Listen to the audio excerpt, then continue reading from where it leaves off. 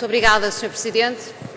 Sr. Primeiro-Ministro, os Verdes gostariam de começar por dizer daquilo que todos conhecemos do Orçamento de Estado, que este orçamento que o Sr. Primeiro-Ministro veio hoje apresentar à Assembleia da República é um absoluto crime social e económico. E gostávamos de dizer também que, a partir do momento em que o PSD viabiliza este Orçamento de Estado, torna-se coautor deste crime social e económico. Mas com o PSD nós falaremos mais adiante, assim que apanharmos uma primeira intervenção do PSD. Agora a conversa é com o Sr. Primeiro-Ministro. Sr. Ministro, como é que o Sr. Primeiro-Ministro considera que os deputados saem de uma reunião com o Sr. Ministro das Finanças, ainda antes da apresentação formal do Orçamento de Estado, e ouvem o Sr. Ministro das Finanças dizer que garantidamente este Orçamento de Estado vai estrangular a nossa economia e vai gerar mais desemprego? As palavras são minhas, Sr. Ministro. O que o Sr. Ministro disse foi que iria desacelerar a economia. Está bem? Isto é prejudicar a economia, logo é prejudicar o país. E o Sr. Ministro garantiu-nos essas palavras suas, tal e qual, que iria aumentar o desemprego. Ora, e nós pensamos, quando um governo governa e propõe medidas para atingir estas consequências, ó Sr. Primeiro-Ministro, se isto é trabalhar para o país, trabalhar para o desenvolvimento do país, trabalhar para a melhoria do país, ó Sr. Primeiro-Ministro, não dá para acreditar, naturalmente. Estas são as consequências reais deste Orçamento de Estado que o Governo aqui hoje veio apresentar. Sr. Primeiro-Ministro, este Orçamento de Estado torna-se um autêntico crime social quando propõe a diminuição que propõe dos salários, quando propõe o congelamento que propõe das pensões, quando propõe a diminuição absoluta das prestações sociais.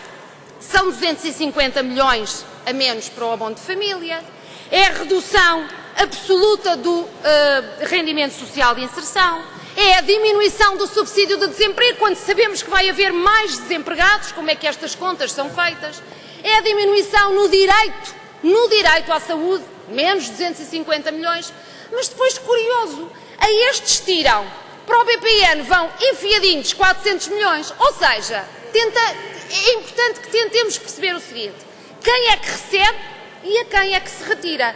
E lá vem o Sr. Primeiro-Ministro com aquela conversa: mas nós criámos uma taxa, uma contribuição suplementar para a banca, mas eis-se não quando o Sr. Primeiro-Ministro nunca, mas nunca nesta casa, conseguiu quantificar essa contribuição para a banca. Mas já consegue, Sr. Primeiro-Ministro.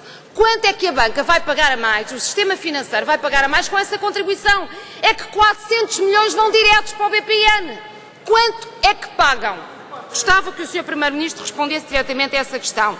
E depois, claro, que maior efeito recessivo do que este aumento do IVA? Que maior aumento recessivo para a nossa economia? Que maior estrangulamento depois deste aumento do IVA que o Governo propõe e que o PSD aceita? Sr. Primeiro-Ministro, mas talvez fosse importante que este Orçamento de Estado não fosse olhado só para os efeitos que vai ter em 2011. Porque, segundo aquilo que nós todos sabemos, depois dos 4,6% de déficit para o ano de 2011, parece que há um déficit a cumprir de 3%. É assim, não é, Sr. Primeiro-Ministro? Ora, com os efeitos altamente recessivos e estranguladores que se vai criar no ano de 2011, não se vai, obviamente, gerar riqueza em Portugal. Vamos estar e agravar a nossa dependência do exterior.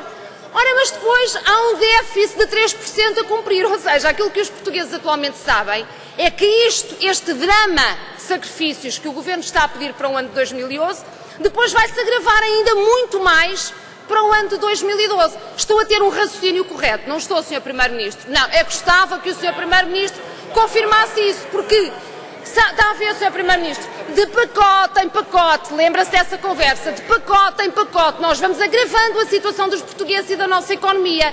E aquilo que nós sabemos é que, dado este efeito altamente recessivo proposto com este Orçamento de Estado, quando formos para atingir a meta dos 3% do déficit, vai ser vai ser uma brutalidade de pedidos de mais sacrifícios para os portugueses. E o Sr. Primeiro-Ministro tem que assumir isso desde já, que nós gostávamos de perceber se de facto estamos numa linha correta de raciocínio para os objetivos incríveis que o Governo visa prosseguir. Para quê? Para defender os números da União Europeia, mas para estrangular o país. Termino mesmo, Sr. Presidente, só colocando mais esta questão. Ninguém acredita no quadro, no cenário macroeconómico apresentado pelo Governo neste Orçamento de Estado. Ninguém. E eu gostava de saber se porventura o Governo acredita. Se o Governo acredita que o país vai crescer, em termos de crescimento económico, 0,2% e se o desemprego vai ser só 11,8%. O Governo acredita nestes números e neste cenário que apresentou ao país? Muito obrigada.